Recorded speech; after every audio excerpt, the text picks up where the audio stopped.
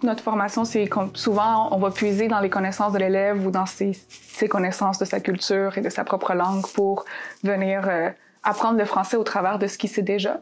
Là, ça permet d'être plus sensible aussi aux similitudes et aux différences qui se trouvent autant dans la langue. Puis la langue, c'est la culture aussi, donc on peut aborder la culture au travers de tout ça en même temps. On a un réseau pour nos élèves de 6e année qui sont rendus bons dans leur langue, eux autres. Fait qu'on est rendu avec des interprètes locales. Donc, quand on a des tout-petits en première année, au début de l'année, quand on les accueille puis on veut leur montrer où mettre leurs trucs, bien, on peut se servir de nos interprètes qui sont à l'école. C'est certain que l'approche pédagogique avec des élèves qui viennent de milieux différents ou parfois avec des élèves qui viennent de milieux où l'éducation était moins présente aussi dans leur pays d'origine, bien, ça demande de l'adaptation lorsqu'on enseigne. Par exemple, au niveau du vocabulaire, c'est un énorme défi parce qu'on a beaucoup d'élèves dont le français n'est pas la langue maternelle. Donc, ils arrivent dans nos classes souvent après 2 ou 3 ans en classe d'accueil, donc de francisation.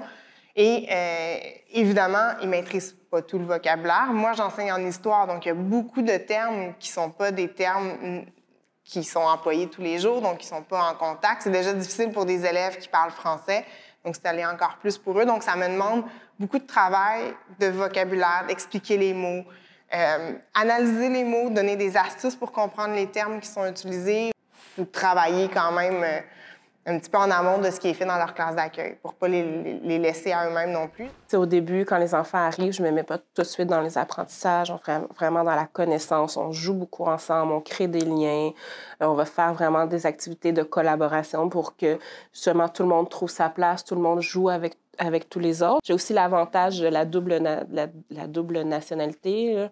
Donc, je leur dis, moi, ma mère est blanche, elle est catholique, mon papa, il est noir, il est musulman, puis regarde, je suis là. Est-ce que je suis plus catholique? Est-ce que je suis plus noire? Est-ce que je suis plus québécoise? Est-ce que je suis plus sénégalaise? Et dis-moi, alors tu sembles savoir.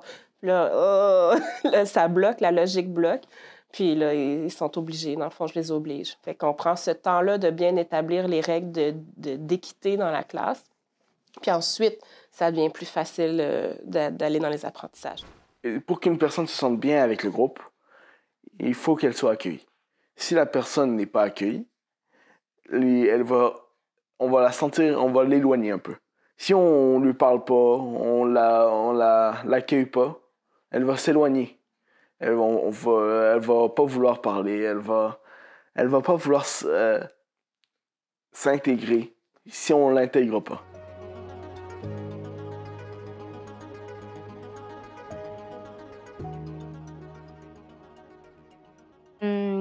Le vivre ensemble passe par créer et faire ensemble. Et pas seulement juste se croiser ou se côtoyer, parce qu'on peut imaginer qu'on vit ensemble, mais si on n'a jamais d'occasion pour se connaître, pour faire ensemble et partager des choses ensemble, ça peut être moins évident de voir vraiment le sens de se vivre ensemble. Je pense que ce genre d'initiative-là, même si ça vise des groupes restreints, on aura intérêt à les multiplier, à s'en intéresser davantage dans les différents milieux. Et encore une fois, les milieux scolaires sont propices pour ça, de créer des espaces transitoires ou des initiatives transitoires favorisent l'inclusion. Au niveau des expériences positives qu'on vit justement dans l'école, à chaque année, là, on vient de la passer, là, on a la semaine du nous, qui est la semaine interculturelle. Donc, d'habitude, quand c'est pas la période de la COVID, on peut se permettre d'avoir des activités à plus grande envergure. Là, habituellement, les élèves des classes d'accueil font goûter des mets typiques de leur pays. Donc, on est tous dans le gymnase, les élèves peuvent aller goûter. Donc, c'est hyper festif. On a la musique, on a la journée où les élèves peuvent s'habiller aux couleurs de leurs origines.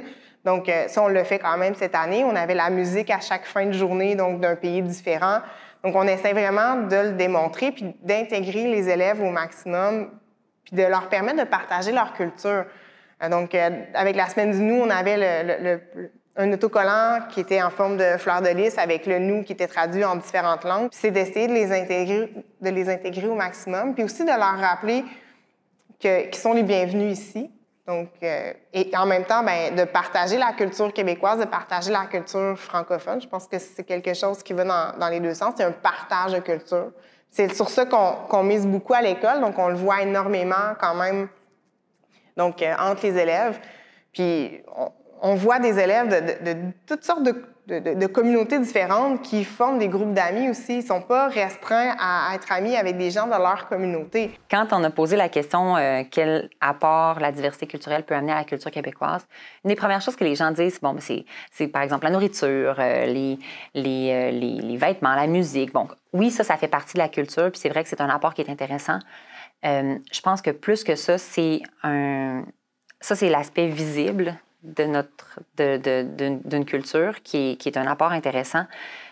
Ce qui est en dessous aussi, les valeurs aussi que les populations immigrantes ou de diversité culturelle apportent, justement par rapport à l'ouverture, par rapport à l'empathie, par rapport à une expérience de vie, en plus de tout l'apport culturel visible. Je pense que ça, c'est quelque chose qui est vraiment important aussi, c'est l'impact sur l'empathie, sur l'humilité, sur l'accueil de l'autre. Ça, c'est plus profond, je pense, que les aspects culturels qu'on nomme habituellement. Que ce soit la finalité de l'équité ou celle du vivre ensemble, en fait, prendre en compte la diversité, ça l'exige une réflexion consciente de la part des professionnels scolaires puis de leurs partenaires. Ça l'exige de toujours être en train de réfléchir à quels sont les buts qu'on poursuit et est-ce qu'on est en train de s'y approcher de ces buts-là. Donc, par exemple, dans la finalité d'équité, on pourrait, malgré nos bonnes intentions, renforcer une certaine mise à l'écart ou une certaine ségrégation des élèves. Pensons par exemple à des interventions où on cible certains élèves, où on travaille auprès d'eux de façon particulière, bien, avec l'intention de répondre à leurs besoins. On peut aussi, dans le fond, renforcer une certaine catégorisation de ces élèves-là. À l'inverse, dans la finalité du vivre ensemble, on peut aussi, et encore là, malgré nos bonnes intentions, courir le risque de folkloriser les cultures. Donc, encore là, on pourrait, pensons aux semaines interculturelles où chacun amène un plat de son pays ou fait écouter une musique de son pays. Mais de quel pays parle-t-on? On revient ici à l'idée du deuxième génération. Est-ce qu'un élève originaire du Cameroun pourrait aussi, dans le fond, se réclamer appartenir à la société québécoise? Donc, comment est-ce que des fois, malgré nos bonnes intentions, on court des risques de folkloriser et de renforcer, dans le fond, cette dichotomie nous-eux, qu'on essaye en même temps d'éviter. Hein? Donc, il y a des risques. Hein? Cette prise en compte de la diversité, elle est complexe. Elle demande une réflexion consciente de la part des acteurs.